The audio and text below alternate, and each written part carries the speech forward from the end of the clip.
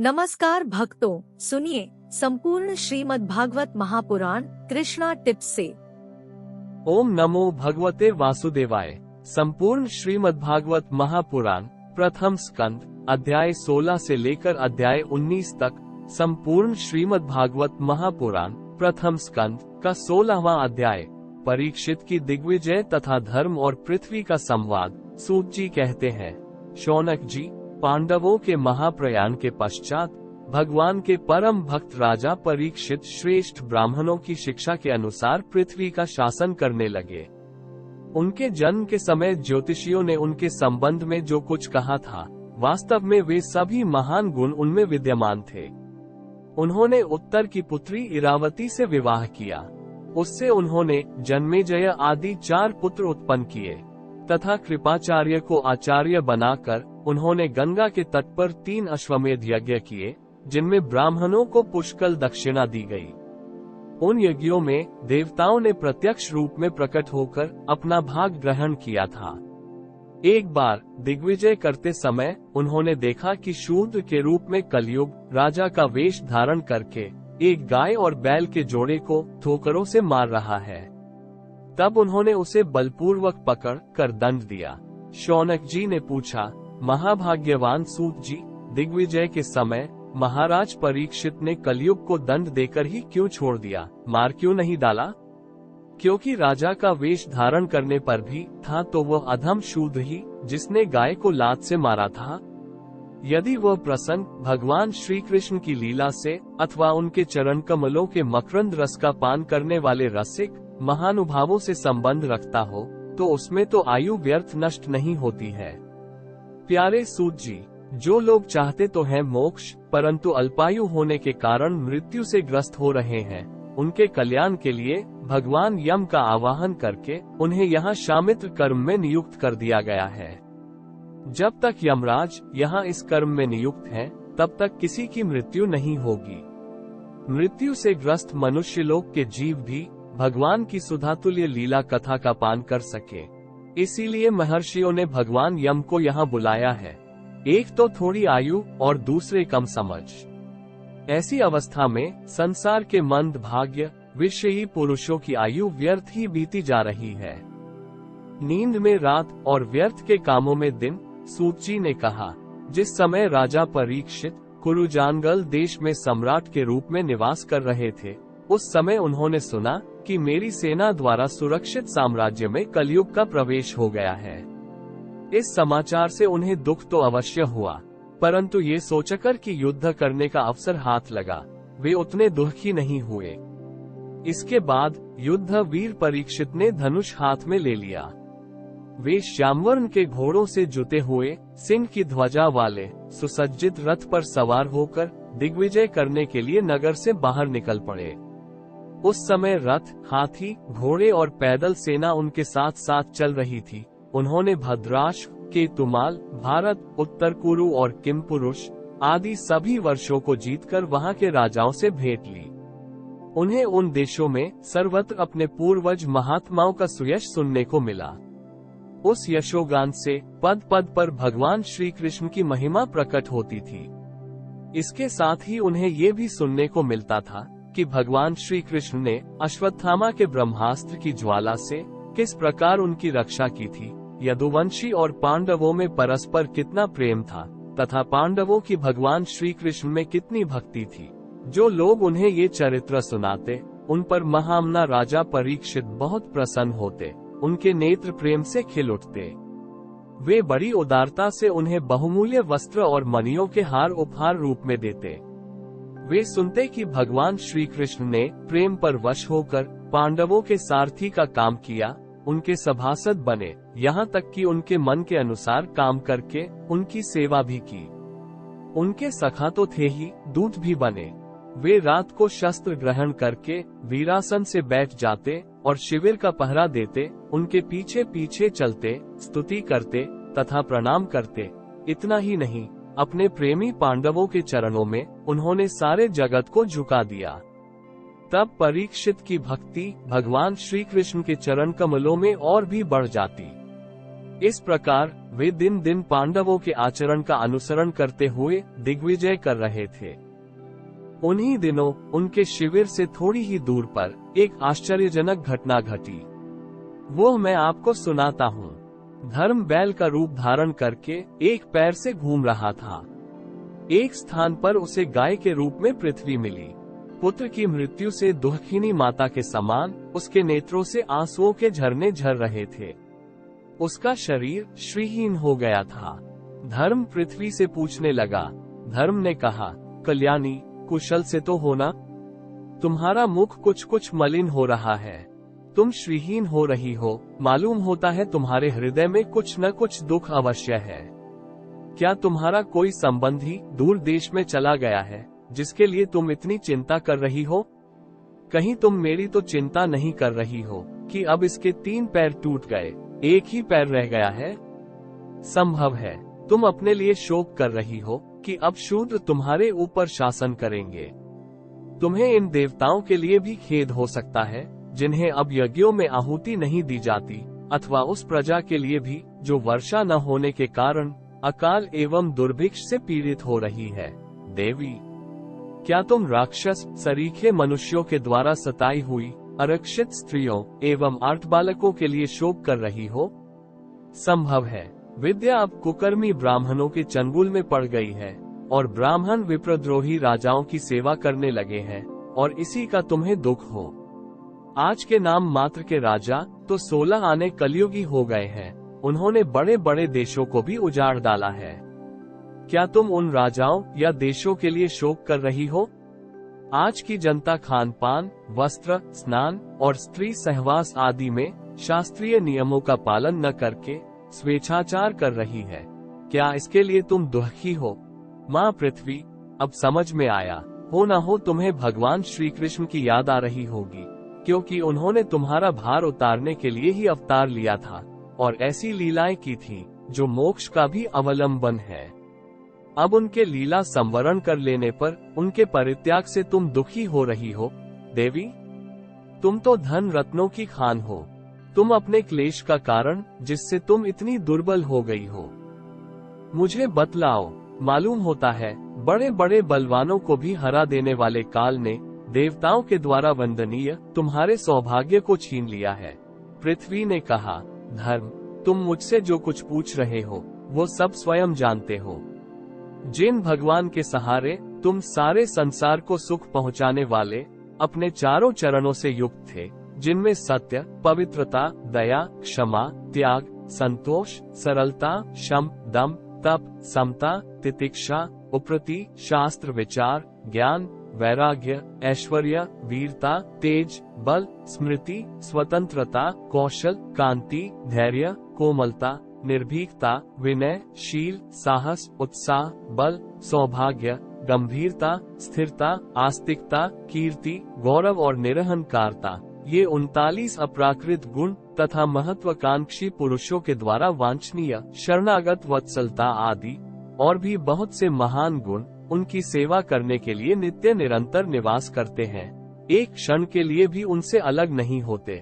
उन्हीं समस्त गुणों के आश्रय सौंदर्यधाम भगवान श्री कृष्ण ने इस समय इस लोक से अपनी लीला संवरण कर ली और यह संसार पापमय कलयुग की कुदृष्टि का शिकार हो गया। यही देखकर मुझे बड़ा शोक हो रहा है। अपने लिए देवताओं में श्रेष्ठ तुम्हारे लिए देवता, पितर, ऋषि, साधु और समस्त वर्णों तथा आश्रमों के मनुष्यों के लिए मैं शोकग्रस्त हो रही हूँ।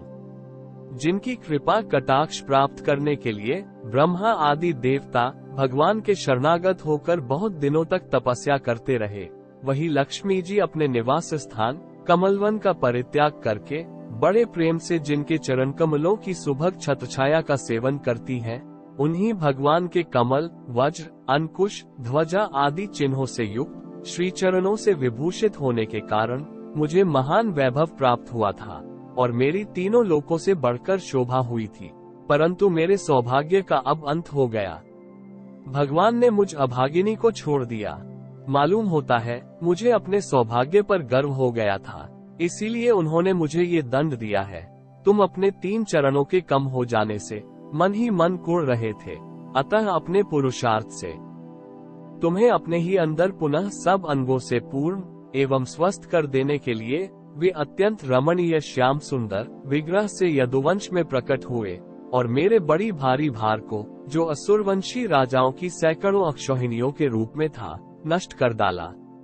क्योंकि वे परम स्वतंत्र थे, जिन्होंने अपनी प्रेम भरी चितवन, मनोहर मुस्कान और मीठी मीठी बातों से सत्यभामा आदि मधुमयी मानिनियों के मान के साथ धीरज को भी छीन लिया था, और जिनके चरण कमलों के स्पर्श से मैं निरंतर आनंद से पुलकित रहती थी, उन पुरुषोत्तम भगवान श्री कृष्ण का विरह भला कौन सह सकती है।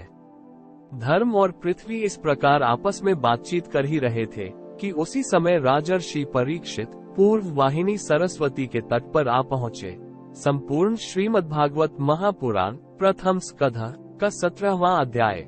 महाराज परीक्षित के द्वारा कलयुग का दमन। सूत जी कहते हैं, शौनक जी, वहां पहुंचकर राजा परीक्षित ने देखा कि एक राज वेशधारी शूद्र हाथ में डंडा लिए हुए है और गाय बैल के जोड़े को इस तरह पीटता जा रहा है जैसे उनका कोई स्वामी ही न हो।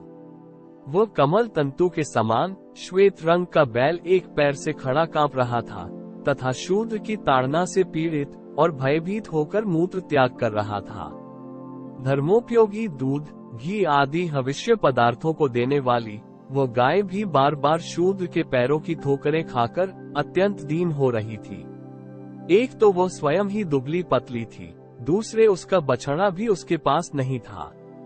उसे भूख लगी हुई थी और उसकी आंखों से आंसू बहते जा रहे थे। स्वर्णजटित रथ पर चढ़े हुए राजा परीक्षित ने अपना धनुष चढ़ाकर मेघ के समान गंभीर वाणी से उसको ललकारा, अरे तू कौन है जो बलवान होकर भी मेरे राज्य के इन दुर्बल प्राणियों को बलपूर्वक मार रहा है? तूने नट की भांति वेश तो राजा का सा बना रखा है, परंतु कर्म से तू शूद्र जान पड़ता है। हमारे दादा अर्जुन के साथ भगवान श्री कृष्ण के परम धाम पधार जाने पर इस प्रकार निर्जन स्थान पर इन निरपराधों पर प्रहार करने वाला तू अपराधी है, अतः वध के योग्य है। उन्होंने धर्म से पूछा, कमल नाल के समान आपका श्वेत वर्ण है, 3 पैर न होने पर भी आप एक ही पैर से चलते फिरते हैं। ये देखकर मुझे बड़ा कष्ट हो रहा है। बतलाइए, आप क्या बैल के रूप में कोई देवता है? अभी यह भूमंडल कुरुवंशी नरपतियों के बाहुबल से सुरक्षित है। इसमें आपके सिवा और किसी भी प्राणी की आंखों से शोक के आंसू बहते मैंने नहीं देखे। धेनुपुत्र, अब आप शोक न करें, इस शूद्र से निर्भय हो जाए। गोमाता, मैं दुष्टों को दंड देने वाला हूँ, अब आप रोए नहीं, आपका कल्याण हो। देवी, जिस राजा के राज्य में दुष्टों के उपद्रव से सारी प्रजा त्रस्त रहती है, उस मतवाले राजा की कीर्ति, आयु, ऐश्वर्य और परलोक नष्ट हो जाते हैं। राजाओं का परम धर्म यही है कि वे दुखियों का दुख दूर करें। यह महादुष्ट और प्राणियों को पीड़ित करने वाला है, अतः मैं अभी इसे मार डालूंगा। सुरभि नंदन, आप तो 4 पैर वाले जीव हैं, आपके 3 पैर किसने काट डाले? श्री कृष्ण के अनुयायी राजाओं के राज्य में कभी कोई भी आपकी तरह दुखी न हो। वृषभ, आपका कल्याण हो। बताइए, आप जैसे निरपराध साधुओं का अंग भंग करके किस दुष्ट ने पांडवों की कीर्ति में कलंक लगाया है? जो किसी निरपराध प्राणी को सताता है, उसे चाहे वो कहीं भी रहे, मेरा भय अवश्य होगा। दुष्टों का दमन करने से साधुओं का कल्याण ही होता है। जो उद्दंड व्यक्ति निरपराध प्राणियों को दुख देता है, वो चाहे साक्षात देवता ही क्यों न हो, मैं उसकी बाजूबंद से विभूषित भुजा को काट डालूंगा। बिना आपत्ति काल के मर्यादा का उल्लंघन करने वालों को शास्त्रानुसार दंड देते हुए अपने धर्म में स्थित लोगों का पालन करना राजाओं का परम धर्म है। धर्म ने कहा, राजन, आप महाराज पांडु के वंशज हैं, आपका इस प्रकार दुखियों को आश्वासन देना आपके योग्य ही है, क्योंकि आपके पूर्वजों के श्रेष्ठ गुणों ने भगवान श्री कृष्ण को उनका सारथी और दूत आदि बना दिया था।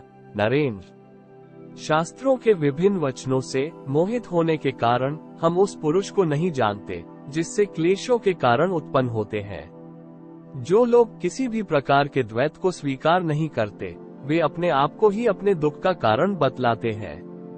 कोई प्रारब्ध को कारण बतलाते हैं तो कोई कर्म को, कुछ लोग स्वभाव को तो कुछ लोग ईश्वर को दुख का कारण मानते हैं।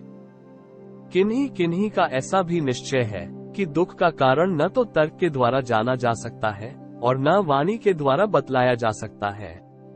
राजर्षि, अब इनमें कौन सा मत ठीक है, यह आप अपनी बुद्धि से ही विचार लीजिए।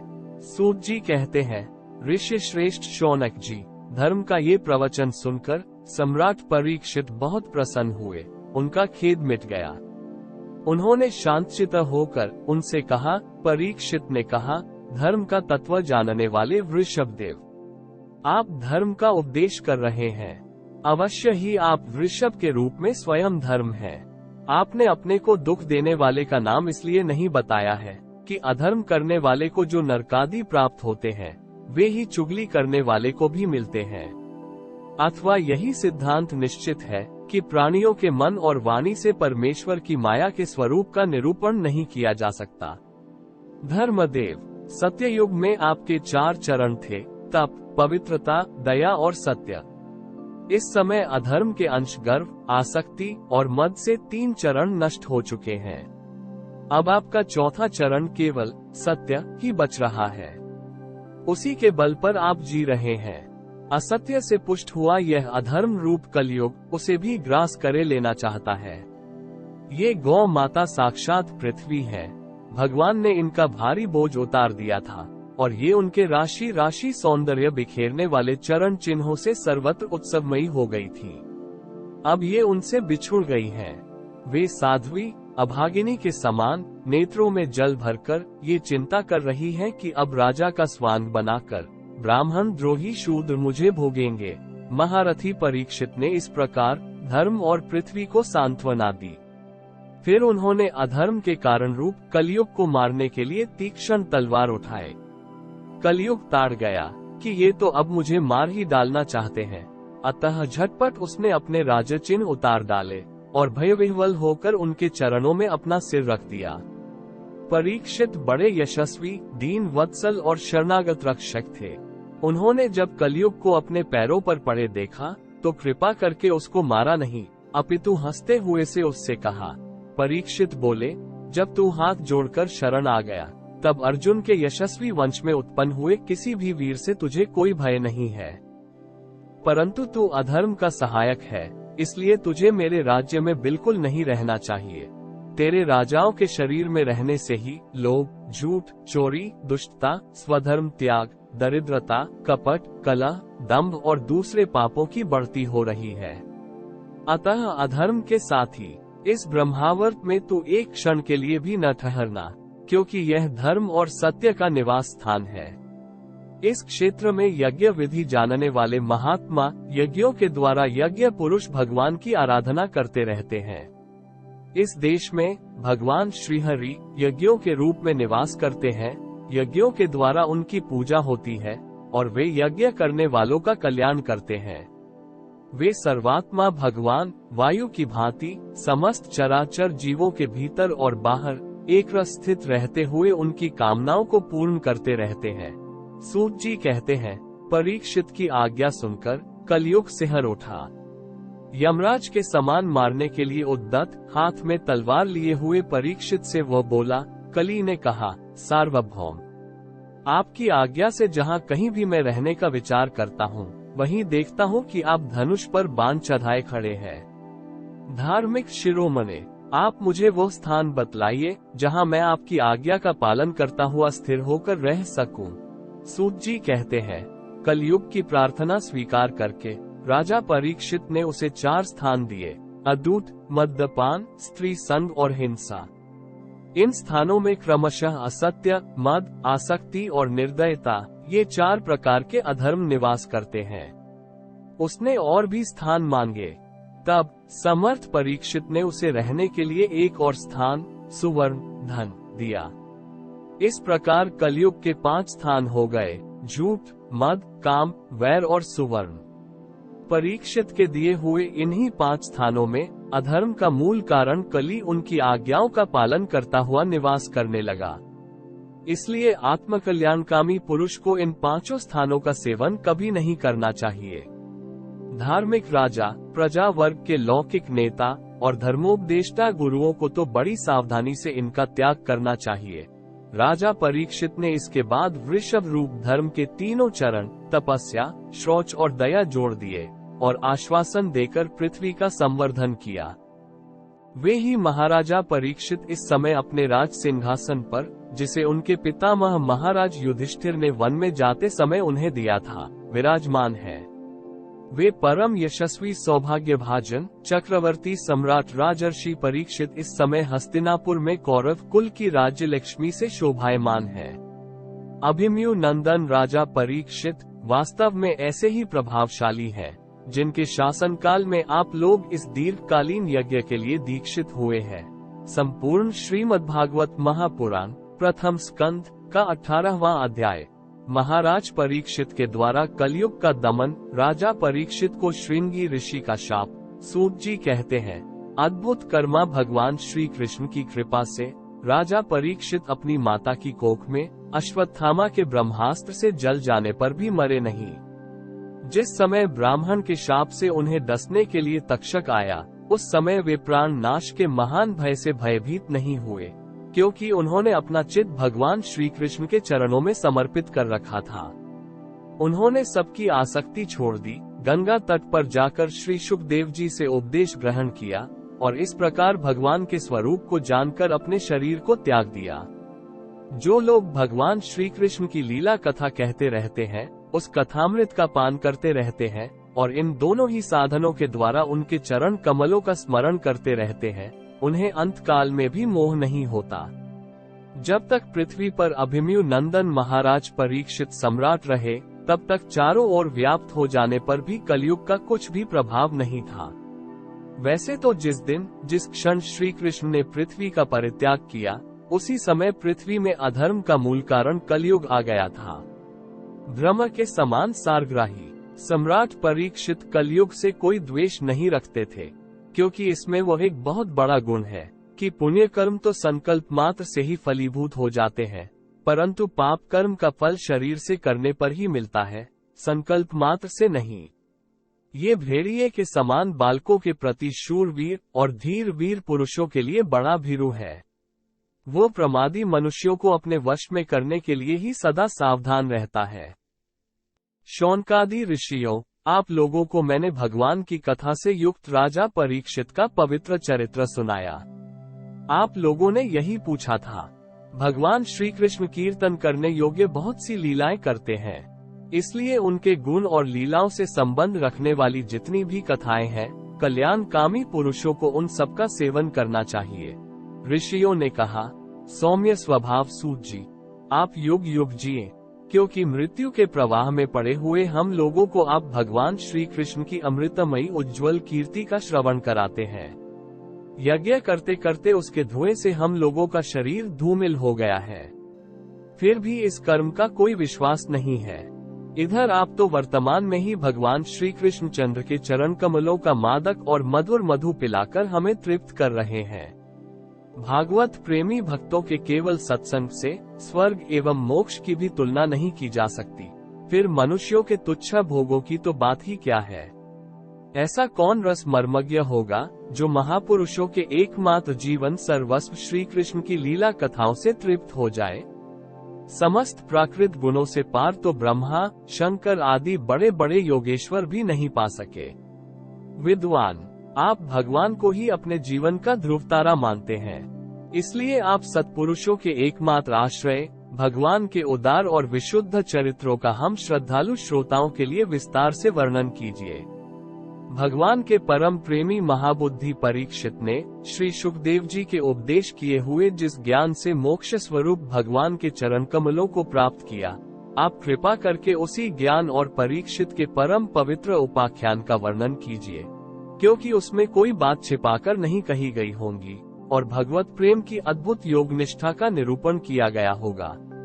उसमें पद पद पर भगवान श्री कृष्ण की लीलाओं का वर्णन हुआ होगा। भगवान के प्यारे भक्तों को वैसा प्रसंग सुनने में बड़ा रस मिलता है। सूत जी कहते हैं, अहो, विलोम जाति में उत्पन्न होने पर भी महात्माओं की सेवा करने के कारण आज हमारा जन्म सफल हो गया।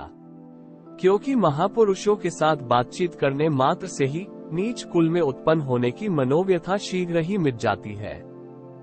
फिर उन लोगों की तो बात ही क्या है जो सत्पुरुषों के एकमात्र आश्रय भगवान का नाम लेते हैं। भगवान की शक्ति अनंत है, वे स्वयं अनंत हैं। वास्तव में उनके गुणों की अनंतता के कारण ही उन्हें अनंत कहा गया है। भगवान के गुणों की समता भी जब कोई नहीं कर सकता, तब उनसे बढ़कर तो कोई हो ही कैसे सकता है। उनके गुणों की यह विशेषता समझाने के लिए इतना कह देना ही पर्याप्त है कि लक्ष्मी जी अपने को प्राप्त करने की इच्छा से प्रार्थना करने वाले ब्रह्मादि देवताओं को छोड़कर भगवान के न चाहने पर भी उनके चरण कमलों की रज का ही सेवन करती हैं।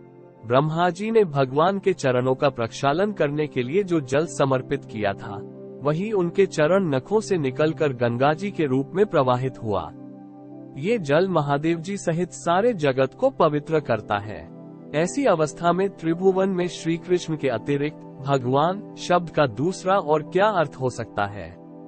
जिनके प्रेम को प्राप्त करके धीर पुरुष बिना किसी हिचक के देह गेह आदि की दृढ़ आसक्ति को छोड़ देते हैं और उस अंतिम परमहंस आश्रम को स्वीकार करते हैं, जिनमें किसी को कष्ट न पहुंचाना और सब ओर से उपशांत हो जाना ही स्वधर्म होता है।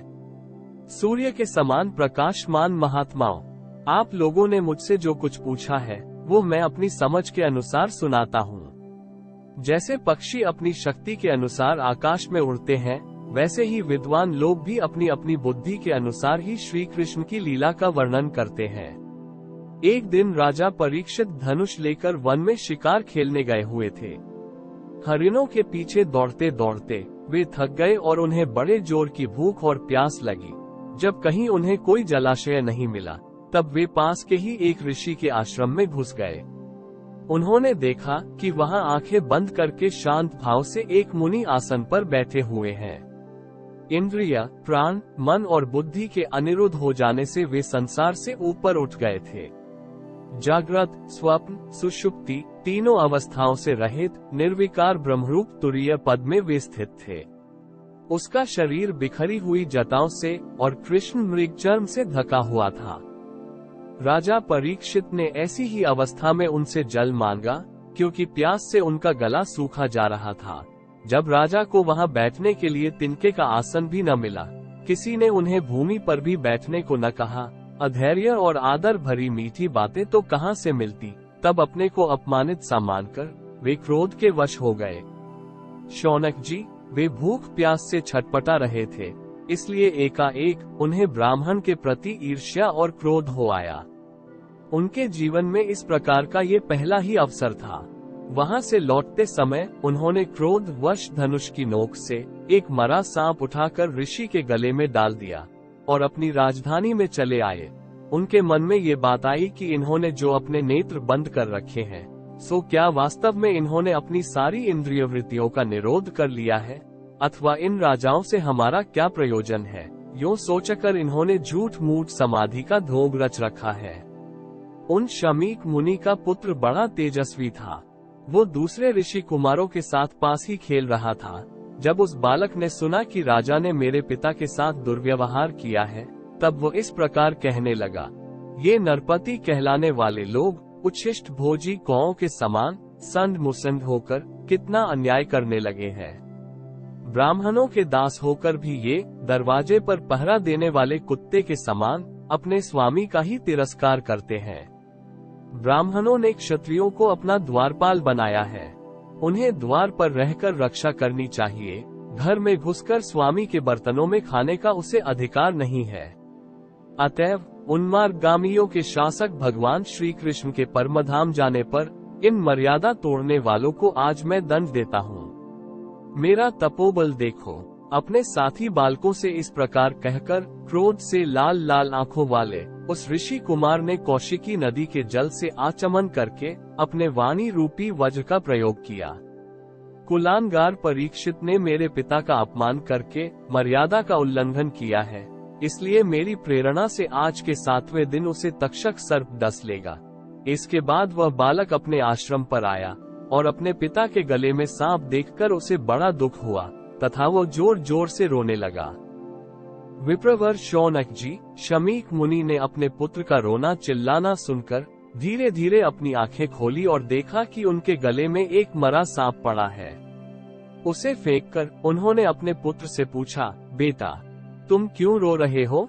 किसने तुम्हारा अपकार किया है? उनके इस प्रकार पूछने पर बालक ने सारा हाल कह दिया। ब्रह्मर्षि शमीक ने राजा के शाप की बात सुनकर अपने पुत्र का अभिनंदन नहीं किया।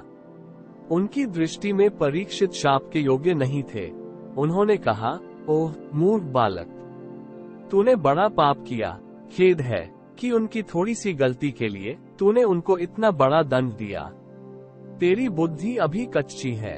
तुझे भगवत स्वरूप राजा को साधारण मनुष्यों के समान नहीं समझना चाहिए, क्योंकि राजा के दुस्सह तेज से सुरक्षित और निर्भय रहकर ही प्रजा अपना कल्याण संपादन करती है।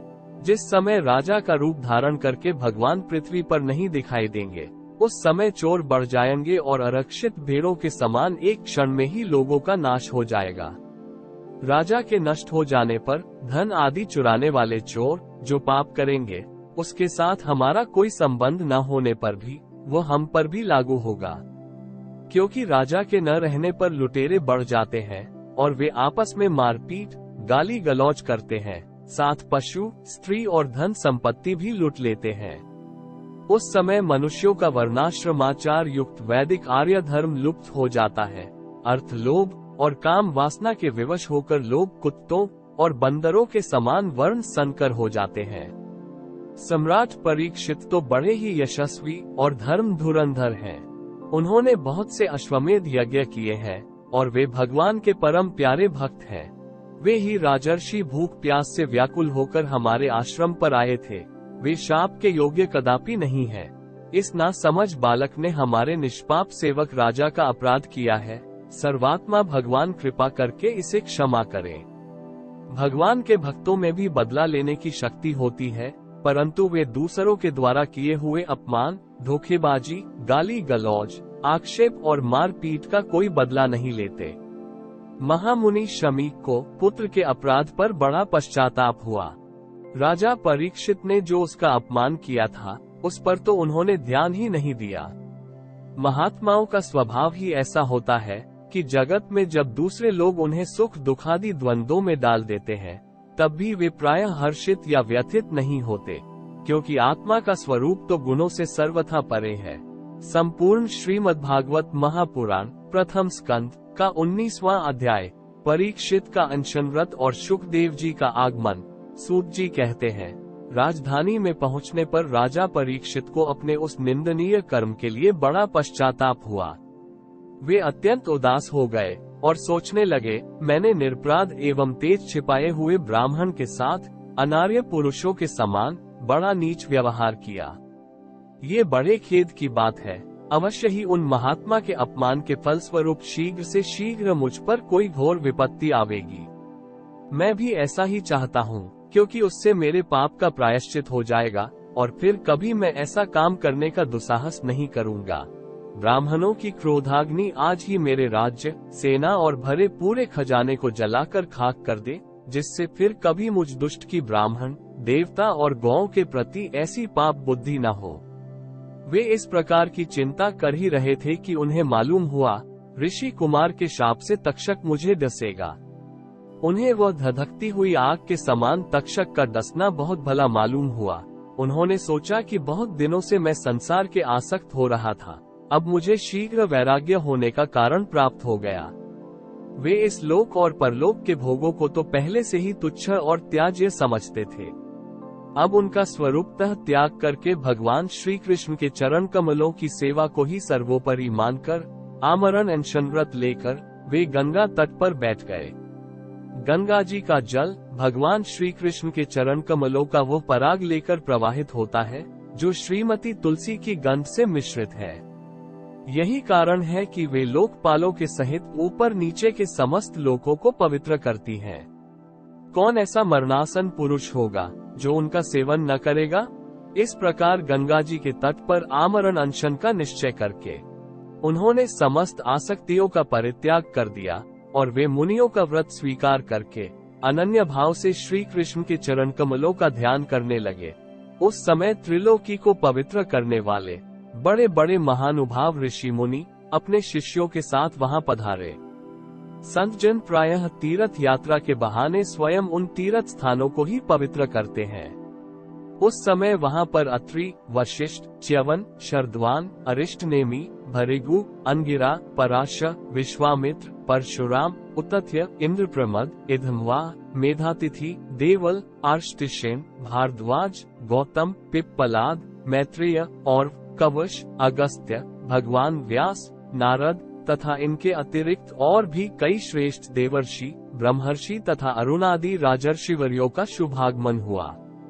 इस प्रकार विभिन्न गोत्रों के मुख्य ऋषियों को एकत्र देखकर राजा ने सबका यथायोग्य सत्कार किया और उनके चरणों पर सिर रखकर वंदना की। जब सब लोग आराम से अपने अपने आसनों पर बैठ गए, तब महाराज परीक्षित ने उन्हें फिर से प्रणाम किया और उनके सामने खड़े होकर शुद्ध हृदय से अंजलि बांधकर वे जो कुछ करना चाहते थे उसे सुनाने लगे। राजा परीक्षित ने कहा, अहो, समस्त राजाओं में हम धन्य हैं। धन्यतम है, क्योंकि अपने शील स्वभाव के कारण हम आप महापुरुषों के कृपा पात्र बन गए हैं। राजवंश के लोग प्रायः निंदित कर्म करने के कारण ब्राह्मणों के चरण धोवन से दूर पड़ जाते हैं। ये कितने खेद की बात है। मैं भी राजा ही हूँ। निरंतर देह गेह में आसक्त रहने के कारण मैं भी पाप रूप ही हो गया हूँ। इसी से स्वयं भगवान ही ब्राह्मण के शाप के रूप में मुझ पर कृपा करने के लिए पधारे हैं। ये शाप वैराग्य उत्पन्न करने वाला है, क्योंकि इस प्रकार के शाप से संसारासक्त पुरुष भयभीत होकर विरक्त हो जाया करते हैं। ब्राह्मणों, अब मैंने अपने चित्त को भगवान के चरणों में समर्पित कर दिया है। आप लोग और माँ गंगा जी शरणागत जानकर मुझ पर अनुग्रह करें। ब्राह्मण कुमार के शाप से प्रेरित कोई दूसरा कपट से तक्षक का रूप धरकर मुझे डस ले अथवा स्वयं तक्षक आकर डस ले, इसकी मुझे तनिक भी परवाह नहीं है। आप लोग कृपा करके भगवान की रसमयी लीलाओं का गायन करें। मैं अब ब्राह्मणों के चरणों में प्रणाम करके पुनः यही प्रार्थना करता हूँ कि मुझे कर्मवश चाहे जिस योनि में जन्म लेना पड़े, भगवान श्री कृष्ण के चरणों में मेरा अनुराग हो, उनके चरणाश्रित महात्माओं से विशेष प्रीति हो और जगत के समस्त प्राणियों के प्रति मेरी एक सी मैत्री रहे। ऐसा आप आशीर्वाद दीजिए। महाराज परीक्षित परम धीर थे। वे ऐसा दृढ़ निश्चय करके गंगा जी के दक्षिण तट पर पूर्वाग्र कुशों के एक आसन पर उत्तर मुख होकर बैठ गए। राजकाज का भार तो उन्होंने पहले ही अपने पुत्र जन्मेजय को सौंप दिया था। पृथ्वी एकछत्र सम्राट परीक्षित जब इस प्रकार आमरण अनशन का निश्चय करके बैठ गए, तब आकाश में स्थित देवता लोग बड़े आनंद से उनकी प्रशंसा करते हुए वहां पृथ्वी पर पुष्पों की वर्षा करने लगे तथा उनके नगाड़े बार बार बजने लगे। सभी उपस्थित महर्षियों ने परीक्षित के निश्चय की प्रशंसा की और साधु साधु कहकर उनका अनुमोदन किया। ऋषि लोग तो स्वभाव से ही लोगों पर अनुग्रह की वर्षा करते रहते हैं। यही नहीं, उनकी सारी शक्ति लोग पर कृपा करने के लिए ही होती है। उन लोगों ने भगवान श्री कृष्ण के गुणों से प्रभावित परीक्षित के प्रति उनके अनुरूप वचन कहे।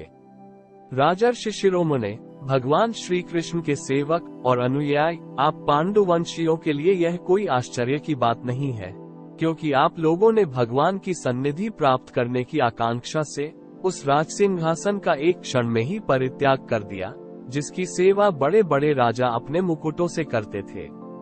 हम सब तब तक यहीं रहेंगे जब तक ये भगवान के परम भक्त परीक्षित अपने नश्वर शरीर को छोड़कर माया दोष एवं शोक से रहित भगवत धाम में नहीं चले जाते। ऋषियों के ये वचन बड़े ही मधुर, गंभीर, सत्य और समता से युक्त थे। उन्हें सुनकर राजा परीक्षित ने उन योग युक्त मुनियों का अभिनंदन किया और भगवान के मनोहर चरित्र सुनने की इच्छा से ऋषियों से प्रार्थना की। महात्माओं, आप सभी सब ओर से यहाँ पधारे हैं। आप सत्य लोक में रहने वाले मूर्तिमान वेदों के समान हैं। आप लोगों का दूसरों पर अनुग्रह करने के अतिरिक्त जो आपका सहज स्वभाव ही है, इस लोक या परलोक में और कोई स्वार्थ नहीं है। विप्रवरों, आप लोगों पर पूर्ण विश्वास करके मैं अपने कर्तव्य के संबंध में ये पूछने योग्य प्रश्न करता हूँ। आप सभी विद्वान परस्पर विचार करके बतलाइए कि सबके लिए सब अवस्थाओं में और विशेष करके थोड़े ही समय में मरने वाले पुरुषों के लिए अंतःकरण और शरीर से करने योग्य विशुद्ध कर्म कौन सा है। उसी समय पृथ्वी पर स्वेच्छा से विचरण करते हुए किसी की कोई अपेक्षा न रखने वाले व्यासनंदन भगवान श्री शुकदेव जी महाराज वहां प्रकट हो गए। वे वर्ण अथवा आश्रम के बाह्य चिन्हों से रहित एवं आत्मानुभूति में संतुष्ट थे। बच्चों और स्त्रियों ने उन्हें घेर रखा था। उनका वेश अवधूत का था। 16 वर्ष की अवस्था थी। चरण, हाथ, जंघा, भुजाएं, कंधे, कपोल और अन्य सब अंग अत्यंत सुकुमार थे। नेत्र बड़े बड़े और मनोहर थे। नासिका कुछ ऊंची थी। कान बराबर थे। सुंदर भौहें थीं। इनसे मुख बड़ा ही शोभायमान हो रहा था। गला तो मानो सुंदर शंख ही था। हंसली ढकी हुई, छाती चौड़ी और उभरी हुई, नाभि भंवर के समान गहरी तथा उदर बड़ा ही सुंदर त्रिवली से युक्त था। लंबी लंबी भुजाएं थीं। मुख पर घुंघराले बाल बिखरे हुए थे। इस दिगंबर वेश में वे श्रेष्ठ देवता के समान तेजस्वी जान पड़ते थे। श्याम रंग था। चित्त को चुराने वाली भरी जवानी थी। वे शरीर की छटा और मधुर मुस्कान से स्त्रियों को सदा ही मनोहर जान पड़ते थे। यद्यपि उन्होंने अपने तेज को छिपा रखा था, फिर भी उनके लक्षण जानने वाले मुनियों ने उन्हें पहचान लिया और वे सब के सब अपने अपने आसन छोड़कर उनके सम्मान के लिए उठ खड़े हुए।